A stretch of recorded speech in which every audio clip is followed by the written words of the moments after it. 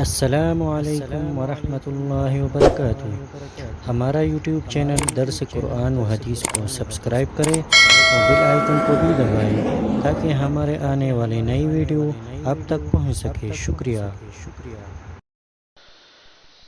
اعوذ باللہ من الشیطان الرجیم بسم اللہ الرحمن الرحیم کیف تکفرون باللہ وکنتم امواتا فاحیاکم ثم یمیتکم ثم یحییکم ثم الیہ ترجعون۔ صدق اللہ العظیم۔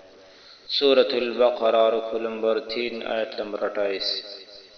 کیف تکفرون باللہ، کیسے تم اللہ تعالیٰ کا انکار کرتے ہو، وکنتم امواتا فاحیاکم، حالانکہ تم بے جان تھے پس اس نے تم کو زندہ کیا، ثم یمیتکم، پھر تم کو موت دے گا، ثم یحییکم، پھر تم کو زندہ کرے گا، ثم الیہ ترجعون، پھر اسی کے پاس لوٹائے جاؤ گے۔ پشتو میں ترجمہ ہے کیفا سنگا تکفرون، تاسو انکار کوئی باللہ دا اللہ تعالی، وکنتم او حال دا چی تاسو امواتن مڑوئی موجود نوئی، فاحیاکم بیا ہوا جوندی کئی تاسو، ثم یمیتکم بیا بہوا تاسو مڑکئی، ثم یحییکم بیا امرا جوندی کئی، ثم الیہ ترجعون، بیا ہوا طرف تاسو گرزی دلی، ہوا طرف تاسو گرزولے کی گئے۔ ربط آیات۔ پچھلی آیتوں میں اللہ تعالیٰ کے وجود، توحید اور رسالت کے دلائل واضحہ اور منکرین و مخالفین کے خیالات باطلہ کا رد مذکور تھا۔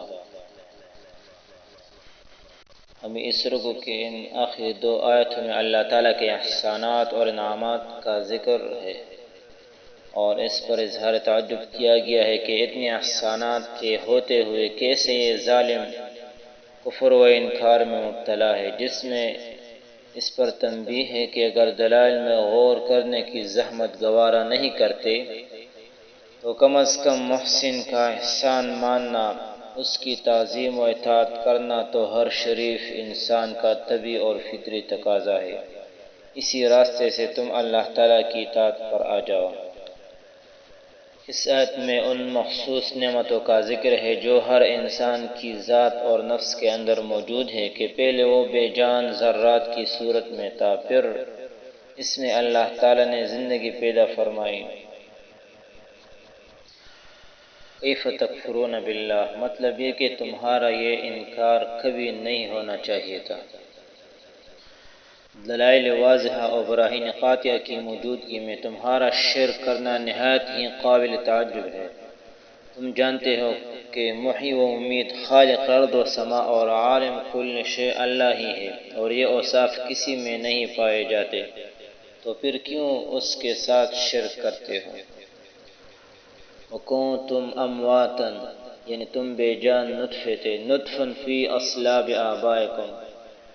تفسیر معالم نے اس طرح جو ہے ذکر کیا ہے، فاحیاکم، تمہیں زندگی دی اور زندگی کو قائم رکھنے کے لیے تمام ضروریات مہیا کی، ثم یمیتکم، پھر جب تمہاری مقررہ عمریں پوری ہو جائیں گی وہ تمہیں مار دے گا، ثم یحییکم، پھر قیامت کے دن وہ تم سب کو دوبارہ زندہ کرے گا، ثم الیہ ترجعون، پھر حساب و کتاب اور جزا سزا کے لیے تم اس کے سامنے لائے ہو جاؤ گے۔ اس آیت سے متعلق ایک نقطہ ذہن میں رکھے، وہ یہ کہ موت و حیات کے 2 دفعہ ذکر سے یہ شبہ پیدا ہوتا ہے کہ حیات برزخی کا تذکرہ بظاہر نہیں پایا جاتا، اس لیے بعض لوگ اس کے منکر ہیں اور یہ عقیدہ رکھتے ہیں کہ مرنے کے بعد قیامت برپا ہونے تک لوگ جزا و سزا سے بے خبر رہیں گے، لیکن یہ نظریہ قرآن و حدیث کے صریح نصوص سے خلاف ہے۔ ہمارا یہ عقیدہ ہے کہ مرنے کے بعد قیامت تک حیات برزخی کا جو مرحلہ ہے اس میں اللہ تعالیٰ کی طرف سے جزا و سزا کا نظام قائم ہے، اور یہ صرف روحانی نہیں بلکہ جسمانی بھی ہے۔